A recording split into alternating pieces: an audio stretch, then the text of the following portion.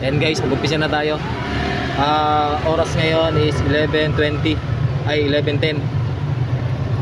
Dito na tayo sa harap ng school. Wala kasing pasok ngayon kaya medyo matumal. Kaya dito tayo.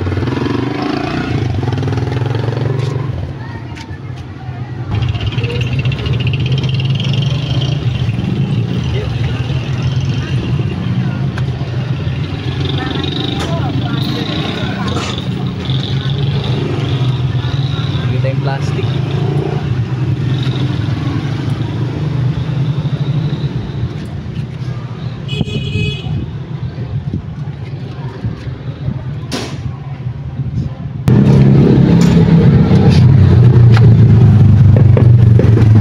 Alam nyo kasi guys, pagka ganitong oras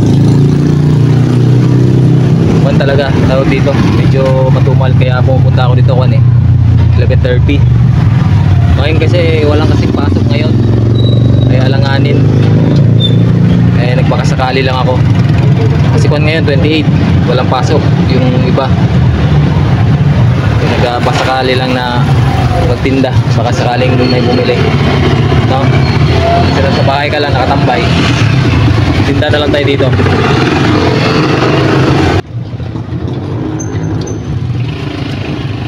Ito naman yung school guys, yan lang dyan, oh. Ay lang yung school, yung malapit dyan sa poste na yan, oh. Yung poste na yan. Ito yung poste na yan guys, ayan, oh. Yung poste, ayan, lakad ka lang ng konti, ayan, school na yan. Kaya medyo malapit lang. Kaya pag napasyal kayo dito, daan kayo sa akin. Dili na kayo ng Graham Bar.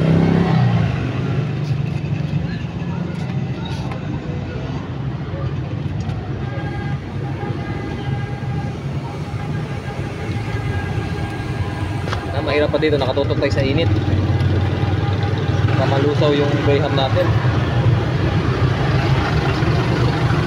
Nakatutok sa init. Sana may bumili sa atin ngayon. Kasi mayroon nakatayo dito, walang bibili. Walang naman ako ito guys, hanggang bago magalaw na 11:45. Uwi na ako nyan. Balik na naman sa frozen.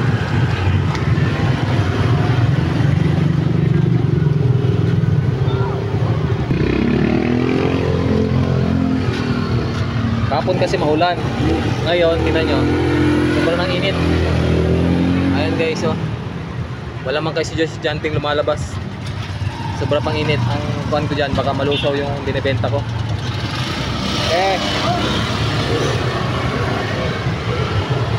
Yan ang problema ko baka malusaw yung tinitinda ko, delikado.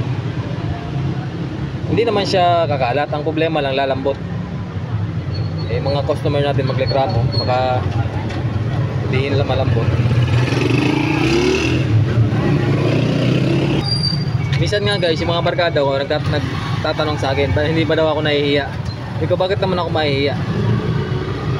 Ano naman dapat kahiya ko? Dati nagtatrabaho ka sa mga kumpanya, ngayon nagtitinda ka na lang. Ano nga dapat ikahiya ko? Pamilyado ako may mga anak akong binubuhay Tsaka di ko kaya magtrabaho, kaya ito na lang muna pagtitinda ang ginagawa ko. Kaysa mag-iaya ka, hindi mo naman masusuportahan yung mga anak mo, maggawa ka ng paraan para makapagtinda, makapaghanap buhay. Tsaka kailangan natin kumita. Mga anak ko, pa lang, nasa elementary pa lang, kaya medyo hindi pa ganun kalaki yung hindi pa ganun kalaki yung gasto. Paano pag nag-high school yan? Kung pahiya-hiya ka, walang mangyayari sa buhay natin. Wala tayo pupulutin, diba? Kaya tiis lang tayo, makapalang tayo ng mukha. Kasi wala ka nang dapat ikahiya dahil hindi naman tayo nagnanakaw. Saka kuha naman itong ginagawa natin. Maayos naman itong ginagawa natin diba? Okay lang yan. Sasanay din tayo niyan. Pangalawang araw ko pa lang to na nagtitinda. Yung nakaraan hindi ako napag-video dahil nga low bat yung cellphone ko. Ito ngayon lang. Mga estudyante konti pa lang, hindi man nagsisilaba. Walang ganong estudyante ngayon dahil holiday. Pugi. Holiday kasi ngayon kaya ewan ko, walang ganong estudyante. 28 araw ng ngayon, araw daw ng Kapit na yung November 1 kaya medyo walang ganong pasok.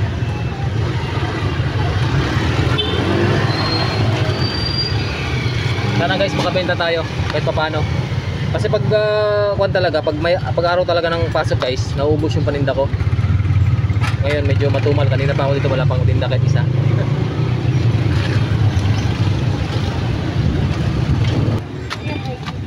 Wala, bokya pa tayo, bokya. Okay lang yan, tuloy-tuloy lang.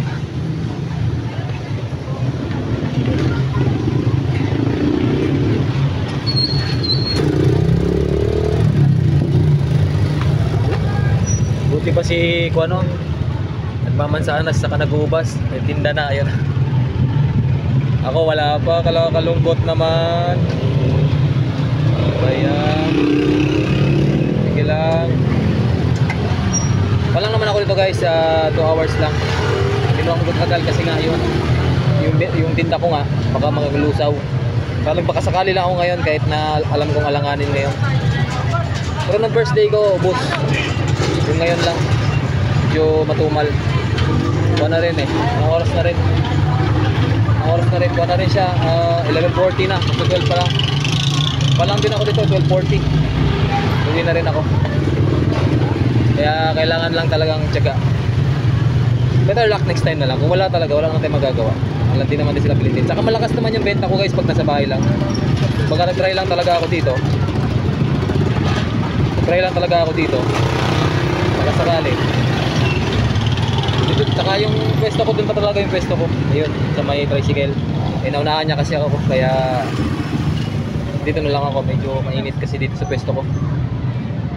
12:30 yan, uwi na. 12:40, uwi na ako niyan. Hindi man ako nagtatagal. Pero bokya pa rin. Sa bahay na lang tayo ulit. Napabili po. 20.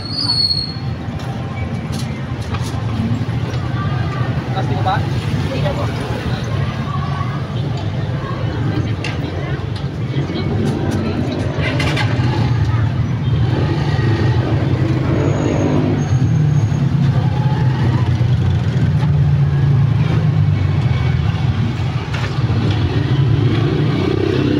Ayun guys, nakaisa na tayo. Nakaisa na. Eh, pwede na rin. At least meron, 'di ba?